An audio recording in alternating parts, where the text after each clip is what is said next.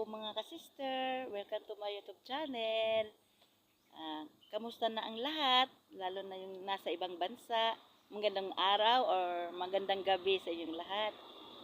Sana lagi kayong safe kung nasaan man kayo naroon. Alam ko na busy kayo lagi.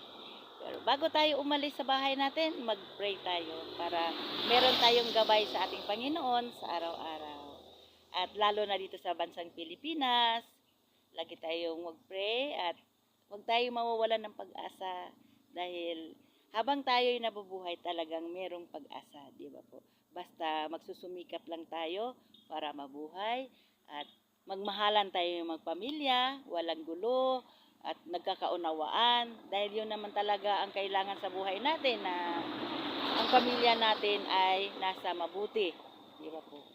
Kaysa lagi tayong mag-away-away dyan at pagising sa umaga, ang kaharap natin, kaguluhan, walang pagmamahalan, at talagang gugulo ang buhay natin. Dahil sa panahon ngayon kasi marami tayong mga pagsubok na hinaharap at kailangan na huwag tayong magpapadala sa mga iniisip natin na hindi maganda. Basta pagising mo sa umaga, ang ating Panginoon yung tatawagin dahil siya lang naman talaga ang nagbibigay ng daan sa kabutihan at sa kaligtasan ng ating buhay. Diba po? At lalo na sa mga may sakit ngayon na nasa ibang bansa o nasaan ka man naroroon, tawagin lang natin ang ating Panginoong Hesus dahil siya lang naman talaga ang nagbibigay ng kalakasan ng ating katawan. Tawagin natin siya sa araw-araw. Huwag tayong mawalan ng pag-asa, lalo na ngayon na yung may mga sakit na parang hirap na at lalong lumalala ang sakit natin. Kasi po, yan ay pagsubok natin sa buhay dahil minsan nakakalimutan na natin ang Panginoon. Puro pamilya na lang ang iniisip natin, yung sarili natin yung iniisip natin. So, ganun talaga ang mangyayari sa buhay natin. Di ba po? Kasi lagi tayong abala, di ba? Lalo na yung kung saan-saan kayo pumupunta, tapos hindi nyo man lang nababanggit ang Panginoon, hindi nyo naiisip, talagang hindi natin, hindi natin maiiwasan na mayroong struggle sa buhay natin. Amen? Pasalamatan natin ang ating Panginoon sa umaga at sa gabi, sa mabuting nagawa natin sa araw-araw, kasi yun ang talaga ang daan na ang ating Panginoong Hesus ay nagbibigay ng magandang kaayusan sa ating pamilya. Hallelujah. Mahal tayo ng ating Panginoon mga kasister at siya yung Diyos na hindi nagbabago sa buhay natin. So, habang maaga pa, habang buhay pa tayo at kailangan mananampalataya tayo sa Panginoon. Di ba po?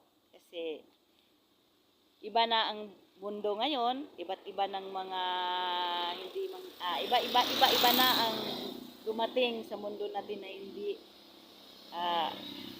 hindi natin kagustuhan na katulad ng mga trahedya. So, yun ang hirap pag hindi tayo nakapaghanda at may dumating na pagsubok sa buhay natin. Amen. Minsan mawawalan tayo ng pamilya dahil nga doon sa mga trahedya na dumating sa buhay. Kaya nagulat tayo bakit nangyari sa buhay natin yan, di ba? Dahil sari-sari ng problema ang dumating sa buhay natin. Kaya yun lang ang masasabi ko, talagang ganun kung malayo tayo sa Panginoon. Dahil siya ang daan, patungo sa ating kaligtasan. Huwag tayong mawawalan ng pag-asa na lagi nating iniisip, ano ba itong mundo ngayon? Ano na bang nangyari sa buhay ngayon? Bakit nangyari ito? Talagang dadating at dadating yan sa mundo dahil yun nga, dahil sa abala na yung mga tao, wala na silang wala na sa isip sa kanila ang Panginoon. Kaya kailangan magpasakop tayo kay Kristo. Opo. Ako po ay isang Christian, laging nagbabasa ng Bible tuwing umaga. Sa kahapon, talagang hindi mawawala sa akin. Sa buhay ko, marami talagang problema, pero sa awa ng ating Panginoon, sa biyaya ng ating Diyos, ang problema is wala yan. Kasi ganun din naman, kung iisipin natin lagi ang problema, dadating at dadating talaga yan.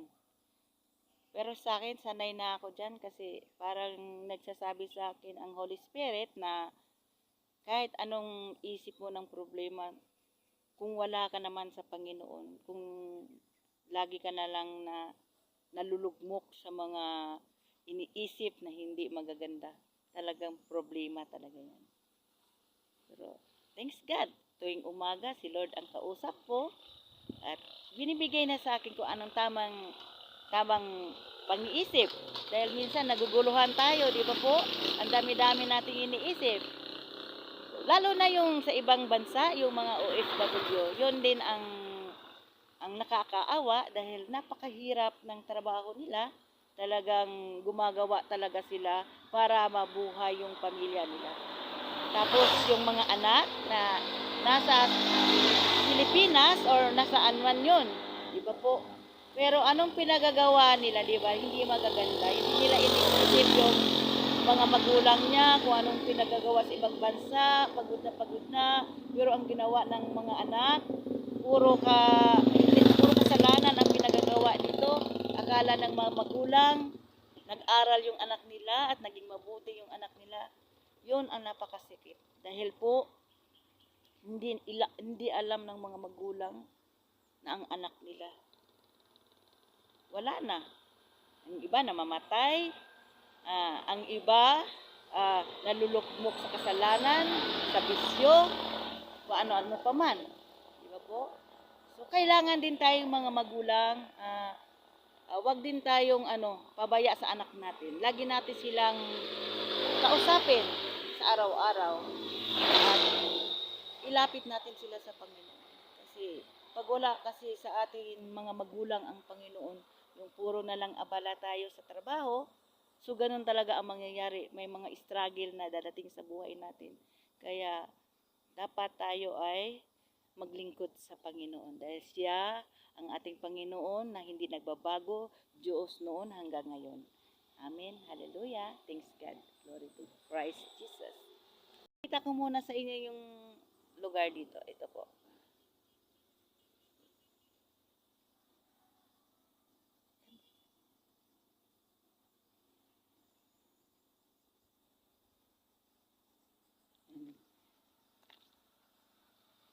Kaya sa kabutihan ng ating Panginoon, siya yung patuloy nagpapaalala sa atin upang tayo ay mailigtas dito sa mundo. Amen. Iba-iba na ang pagkamatay ng mga tao, iba-iba na ang pagkawala ng mga tao dahil doon nga, yun yung mga tao kasi yung talagang wala ng pag-asa na lumapit pa sa Panginoon dahil sila ay ano ba yung tawag nun? Laging busy. Di ba po? Laging busy at saka sari-saring mga ginagawa nga hindi na karapat-dapat sa Panginoon. So, yun ang mahirap talaga pag ikaw ay nawala ng pag-asa dito sa mundo na puro na lang kahilayan ang mga pinagagawa. Mga kapatid, kailangan may tiwala tayo sa Panginoon. Sa Panginoon natin ipagkatiwala ang lahat, hindi sa ibang tao. Kasi hindi naman magbibigay sa atin ng biyaya yan. Hindi yung Panginoon na magbibigay sa atin ng biyaya. Kaya sa Kanya lang natin ipagkatiwala ang lahat. Mga magulang nasa ibang bansa ay sana huwag kayong malungkot dahil yung mga pamilya nyo ay malayo sa inyo. Ipagkatiwala lang natin lahat sa Panginoon dahil siya lang naman talaga ang gumagabay sa atin at wala nang iba. Basta tayo magtrabaho. Trabaho lang tayo. At lagi nating isipin na nandyan si Lord na lagi nating kasama. Ipag-pray natin lagi yung anak natin dahil tayo rin ang mga magulang na kailangan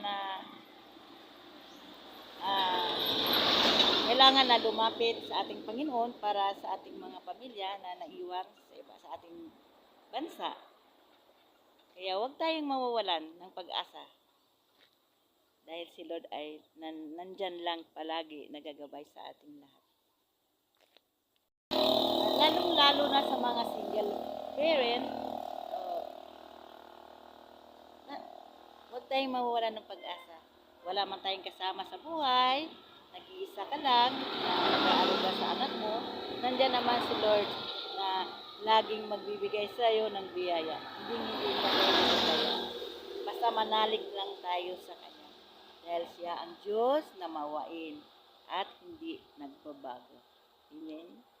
Kayo namang mga anak, at sana mahalin niyo naman yung mga magulang niyo, lalo na nasa ibang bansa, at kahit saan man sila or na nagtatrabaho ba. So, wag natin ipakita sa ating mga magulang na puro problema. Wag tayong pasaway sa mga magulang natin. Kaya paano na kung mawala na mga magulang natin na tunay na nagmamahal sa atin? Paano na? Sino na ang makaalalay sa inyo, di ba po? Mahalin natin yung mga magulang natin dahil sila ang naghirap sa araw-araw, nagtatrabaho para mabuhay lang tayo. At mga anak naman, sana naman po ipagdasal naman lagi ninyo yung mga magulang nyo, nasaan man sila naroroon, malayo man sila o malapit, ipagdasal natin sila lagi at magsimba tayo dahil para meron naman po silang gabay sa araw-araw. Dahil busy sila sa gawain, para mabuhay lang kayo, maibigay lang yung gusto nyo, para matupad nyo mga pangarap nyo. Kaya mahalin natin yung mga magulang natin habang nandyan pa. Kasi pag ang magulang natin pag nawala na, paano na? Wala nang gagabay sa atin. Although nandyan naman si Lord, pero kung hindi ka nakakaalala kay Lord, pag lagi ka lang nag-iisip ng mga hindi maganda at wala na sa iyo ang Panginoon, walang proteksyon talaga sa iyo. Dahil hindi mo siya iniisip hindi mo siya nilalapitan. Kasi importante talaga na lagi kang lumalapit sa Kanya at may takot ka sa Kanya. Di ba po? Kasi importante talaga yung may takot tayo sa Panginoon dahil wala namang iba talagang magmamahal sa atin, mawala man ang lahat sa atin, mawala man yung pamilya natin, si God is nandyan lang talaga sa buhay natin. Hindi niya tayo pababayaan. Kaya ang biyaya nasa Kanya ang lahat. Kaya mahalin natin yung mga magulang natin and always pray para may protection tayo sa araw-araw. Amen. Kaya mga kapatid, pag merong pinadala ang Panginoon sa inyong bahay at lumapit sa inyo, tanggapin nyo. Makinig kayo dahil yun talaga ang utos ng Panginoon na ikalat yung mabuting balita niya upang ang mga tao may iligtas dito sa mundo. Dahil hindi naman tayo permanente dito sa mundo, ito ay temporary lang tayo. Meron tayong tirahan sa langit upang makasama natin ang ating Panginoon. So dalawa na yung pipiliin natin, impyerno or langit, or ito sa bahay ng ating Panginoon. Yan lang, dalawa lang talaga yon. Kung gusto mong maging mabuti, gusto mong mailigtas, kay Lord tayo. Huwag tayong magpadala kang Lucifer. Dahil siya ay gumugulo dito sa buhay natin, dito sa mundo, upang sirain ang ating mga buhay. Kasi siya ang makasalanan na nagbibigay at nagdudulot ng kasamaan dito sa mundo. Hallelujah. Kaya napakasarap pag mayroon tayong Panginoon. Diba? Nagkaroon ka ng kapayapaan sa buhay natin. Kaya mga anak, sana gumawa kayo ng mabuti sa ating mga magulang. Meron tayong gabay at meron tayong pagdating sa panon may biyaya talagang dadating sa atin. Kung ano yung mga pangarap mo, mararating mo dahil naging mabuti ka sa magulang at malapit ka sa Panginoon.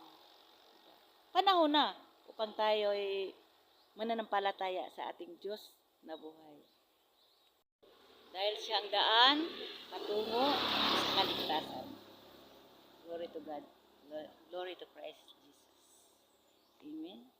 So, yun lang masasabi ko mga kapatid. Pagising sa umaga, si Jesus kagad ang ating tatawagin at bago matulog, si Lord talaga ang ating pasalamatan at maghingi tayo ng sorry sa araw na ating ginagalawan. Dahil ang buong araw natin hindi talaga perpekto. Meron talaga tayong nagawa na hindi gusto sa ating Panginoon. Lalo na yung isip natin, yung ano yung nasa puso natin, nakikita ng ating Panginoon yun. Di ba po? Kahit nakatawa ka pero galit ka pala, di ba po? So, kasalanan na yon. At yung nagja-judge ka sa isang tao, kasalanan din yon. So, hindi perfect ang ating buhay sa araw-araw dahil meron talaga tayong kasalanan. Ang perfect lang po ang ating Panginoon. Kahit magtuturo or kung sino pa man na nagtuturo about sa ating Panginoon, nagkakasala pa rin, di ba po? Hindi perfecto ang buhay natin dito sa mundo. Kaya wala akong sawang magturo kahit kunti pa lang ang nanonood sa vlog ko, pero meron talaga dyan nagsusubaybay sa akin. Kasi po, lalo na pag mga Christian din po, dahil talagang nakikinig yan ng mabuting balita. Alam ko naman yung ibang tao hindi pa interesado ng mga salita na about sa ating Panginoon. Pero darating din yan na meron talagang magsusubaybay sa akin. Dahil hindi ako mawalan ng pag-asa at hindi ako magsawang mangaral po. Dahil yun talaga ang pinadala sa akin ng Panginoon o sa mga tao, na mga anak niya, na pinili niya, na magtuturo talaga. Dahil pag ikaw ay totoo sa Panginoon, talagang walang ibang iniisip mo ang Panginoon. Kaharap mo lagi, umaga at gabi, ang Panginoon talaga. So katulad sa akin, ganun talaga ako. So although hindi man ako perfecto, pero pinipilit ko talaga na ako ay hindi magkakasala. Dahil mahirap pag puno tayo ng kasalanan dito sa mundo. Hindi talaga tayo makikita yan sa ating Panginoon, yung mga ginagawa natin sa araw-araw. Minsan sa ating pananalita, minsan may kagalit tayo. So, pagkatapos nun, naghingi talaga ako ng sorry sa Panginoon. Dahil hindi talaga ako perfecto. Meron talagang gusto kong baguhin, pero kung baliwalain talaga, nalulungkot ako. Kaya, mangaral man ako ng mangaral, hindi ako magsasawa. Dahil yan ang gusto ng Panginoon, na ikalat yung mabuting balita niya. At salamat sa lahat, at sana huwag kayo magsawang makinig sa akin, na saan man kayo naroroon, sana lagi kayong ligtas, lalo na yung mga OFW, yung may mga sakit.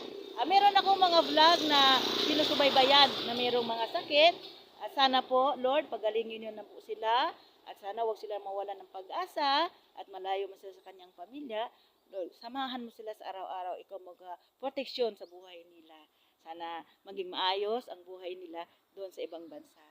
At salamat, Lord, at sana sa aming lahat din, ikaw patuloy na magsubaybay sa amin sa araw-araw.